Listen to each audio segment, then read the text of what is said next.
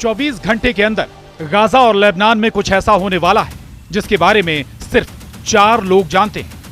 पहले हैं Donald Trump, दूसरे हैं बेंजामिन नेतन्याहू, तीसरा नाम है नईम कासिम यानी हिजबुल्लाह चीफ और चौथा शख्स है अबू उबैदा यानी गाजा में हमास का सबसे बड़ा लेकिन छुपा हुआ चेहरा।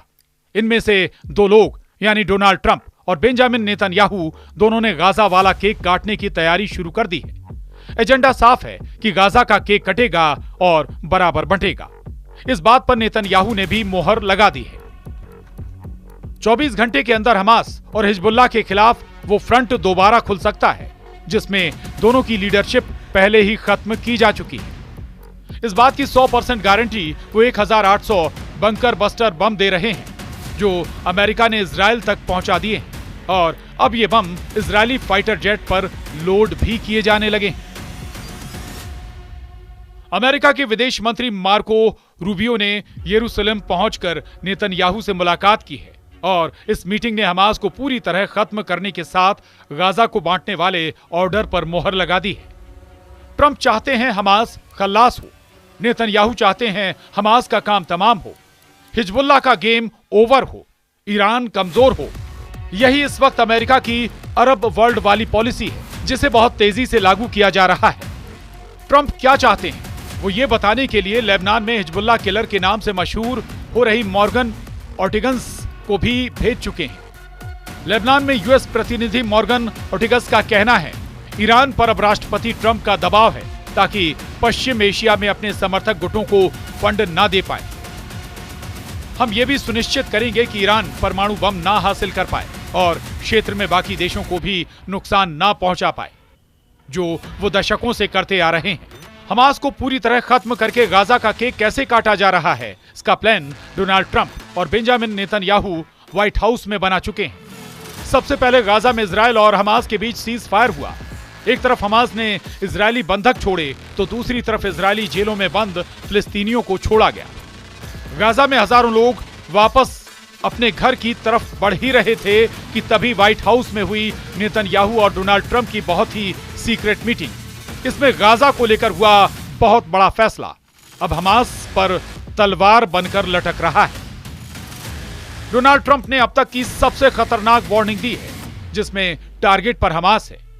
डोनाल्ड ट्रंप ने कहा है कि गाजा जोड़ो और हमास को तोड़ो, यानी ट्रंप का गाजा जोड़ो और हमास तोड़ो प्लान ट्रंप और नेतन्याहू अब गाजा को बांटने वाले प्लान पर काम कर रहे हैं। ये केक बता रहा है कि ट्रंप भी गाजा पर कब्जा करना चाहते हैं और इजराइल भी गाजा पूरी तरह कंट्रोल करेगा, यानी गाजा का केक कटेगा और इजराइल और अमेरिका के बीच बराबर बंटेगा।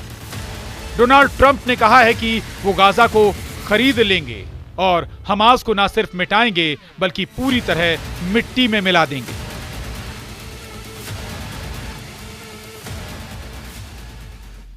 गाजा से अलग लेबनान के फ्रंट पर क्या हो रहा है उसका ट्रेलर देख लीजिए। इस वक्त इजराइल दक्षिणी लेबनान में बहुत एक्टिव है। इन धमाकों के साथ इजराइल ने नए युद्ध की गारंटी दे दी है। इन धमाकों के साथ इजराइल ने बता दिया है कि नईम कासिम का भी वही हाल होगा जो हसन नसरल्लाह का हुआ। दक्षिण लेबनान में इजराइल का ऑपरेशन सफाया जारी है। ऑपरेशन सफाया यानी हिजबुल्लाह और इजराइल का सीज फायर डबल फायर उगल रहा है। इसी आग और इसी वॉर जोन को हिजबुल्लाह के लिए और खतरनाक बनाने की जिम्मेदारी मॉर्गन ऑर्टिगस को मिली। दक्षिण लेबनान में हिजबुल्लाह के अड्डों को चुन चुनकर खत्म कर रहा है इजराइल, चाहे वो हथियारों के अड्डे हों चाहे वो हिजबुल्लाह के लड़ाकों के अड्डे हों। इस पर लेबनान में यूएस प्रतिनिधि मॉर्गन ऑर्टिगस का कहना है कि हम 18 फरवरी को लेकर प्रतिबद्ध हैं। ये एक बातचीत थी जो राष्ट्रीय सुरक्षा परिषद में मेरे साथी एरिक ट्रेगर और मैंने लेबनान की सरकार और इजरायली सरकार से की थी। 18 फरवरी को फिर से तैनाती की तारीख होगी। इजरायल के सैनिकों के हटने के बाद लेबनान की सेना पीछे से जाकर उनकी जगह लेगी। मॉर्गन ऑर्टिगस ने 18 फरवरी की तारीख मुकर्रर की है, यानी इजरायल की सेना दक्षिण लेबनान से 18 फरवरी तक हट जाएगी। कुल मिलाकर हिजबुल्लाह और हमास को ठिकाने लगाने वाला ट्रंप का लाइसेंस अरब वर्ल्ड में पहुंच चुका है। इजरायल और अमेरिका के कमांडर लगातार प्लानिंग कर रहे हैं कि गाजा को कैसे क्लीन आउट किया जाए, हिजबुल्लाह को तहस नहस कैसे किया जाए। ट्रंप की डिप्लोमेटिक कमांडर मॉर्गन ऑर्टिगस ने जो कुछ कहा उस पर हिजबुल्लाह चीफ नईम कासिम का जवाब आया है। नईम कासिम की वार्निंग साफ है कि 18 फरवरी के बाद युद्ध का जिम्मेदार हिजबुल्लाह नहीं, इजराइल होगा। लेकिन इजराइल के इरादे कुछ और नजर आ रहे हैं। इजराइल ने जैसा हश्र हसन नसरल्लाह और हाशिम साफिद्दीन का किया, वही हाल अब हिजबुल्लाह के नए चीफ नईम कासिम का किया जाएगा। रक्षा मंत्री इजराइल कॉट्स इसकी 100% गारंटी दे रहे हैं। इजराइल के रक्षा मंत्री इजराइल कॉट्स ने बताया, मैं नसरल्लाह की जगह लेने वालों को सुझाव देता हूं कि वो पुराने नेताओं की तरह इजराइल के इरादे को गलत ना समझें, नहीं तो उन्हें भारी कीमत चुकानी पड़ेगी। इजराइल की एयरफोर्स फिर से सुपर एक्टिव मोड में है। इजराइल की एयरबेस पर लगातार काम चल रहा है। यह है अमेरिका से सप्लाई किया गया MK-84 बंकर बस्टर बम। इसी बम से इजराइल ने अब तक गाजा के कोने कोने को मिट्टी में मिलाया है। इसी बम से इजराइल की वायुसेना ने बेरूत में उन जगहों पर तबाही मचाई है जहां हिजबुल्लाह के अड्डे बताए गए। 2000 पाउंड या फिर 900 किलो से इस बम की ताकत क्या है, आप धमाकों को देखकर समझ सकते हैं। जब यह बम गिरता है तो ऐसा धमाका होता है जो पूरी बिल्डिंग को गिरा देता है। ऐसी तस्वीरें पिछले 15 महीनों में गाजा में भी देखी गईं और लेबनान की राजधानी बेरूत में भी देखी गईं। एक तरफ अमेरिका से बम इजराइल पहुंचे तो दूसरी तरफ अमेरिका के विदेश मंत्री भी पश्चिमी यरूशलेम पहुंचे और नेतन्याहू से मुलाकात की। इजराइल और अमेरिका के सामरिक रिश्तों के आगे कोई भी ताकत काम नहीं कर रही है। साफ नजर आ रहा है कि डोनाल्ड ट्रंप ने पहले सीज फायर कराया और उनका बम सप्लाई वाला ऑर्डर डबल फायर वाला खतरा बनता नजर आ रहा है। सवाल है कि डोनाल्ड ट्रंप की बंकर बस्टर वाली चिंगारी नया युद्ध भड़का सकती है। इजराइल की एयरफोर्स ने 14 महीनों तक गाजा पर बम गिराए। लेबनान पर भी 1 साल तक बमबारी होती रही और उसके हर मिशन में मार्क 84 बम को ही इस्तेमाल किया गया। इसी बम से इजराइल ने हिजबुल्लाह की लीडरशिप को खत्म किया।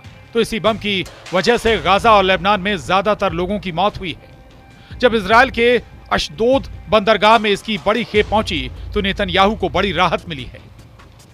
इस वीडियो को देखकर नेतन्याहू का युद्ध वाला भरोसा फिर से मजबूत हो गया है, क्योंकि इन कंटेनरों में वो बम हैं जिन्हें बंकर बस्टर कहा जाता है।